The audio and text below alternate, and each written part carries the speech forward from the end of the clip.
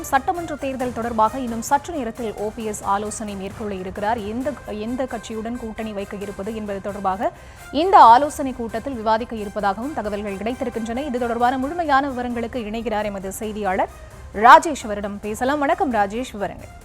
சரிதா, வணக்கம். 2026 சட்டமன்ற தேர்தலுக்காக பல கட்சிகளும் கூட்டணி அமைப்பதில் தீவிரம் காட்டி வரக்கூடிய நிலையில் தொடர்ந்து அதிமுக பொதுச் செயலாளர் இபிஎஸ் விமர்சித்து வந்த அமமுக பொதுச் செயலாளர் டிடிவி தினகரன் கூட அந்த கூட்டணியில் இணைந்து விட்ட நிலையில் அதே கழகத்திலிருந்து வெளியே வந்த ஓபிஎஸ் மீண்டும் அந்த அணியில் அந்த கூட்டணியில் இணைவாரா என்ற ஒரு எதிர்பார்ப்பு இருந்து வருகிறது.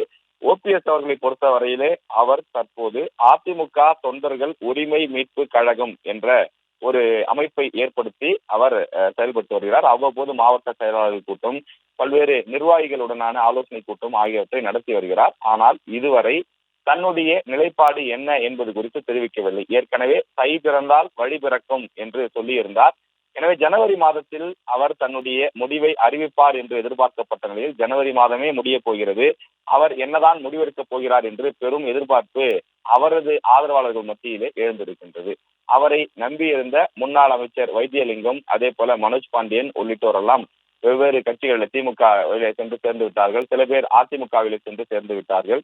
சில பேர் வெவ்வேறு இயக்கங்களுக்கு சென்று சேர்ந்து விட்டார்கள். எனவே அவரை நம்பி இருக்கக்கூடிய முக்கிய நிர்வாகிகள் எல்லாம் ஒவ்வொருவராக வெளியேறி கொண்டிருக்கக்கூடிய நிலையில் அவர் விரைவாக ஒரு கூட்டணி முடிவை எடுக்க வேண்டிய நிலைக்கு தள்ளப்பட்டிருக்கிறார். எனவே நேற்றைய தினம் பெரியகுளத்தில் ஓபிஎஸ் அவரது வீட்டிலே தங்கியிருந்த போது செய்தியாளர்கள் அவரிடம் கேட்டபோது, நான் தற்போது தேனிக்கு செல்கிறேன், அங்கு ஆலோசனை நடத்த இருக்கின்றேன், அதாவது இன்றைய தினம் ஆலோசனை நடத்த இருக்கின்றேன், அந்த ஆலோசனைக்கு பிறகு உங்களிடம் நான் பதிலை சொல்கிறேன் என்று ஒரு ஒற்றை பதிலை மட்டும் சொல்லிவிட்டு சென்றிருக்கிறார்.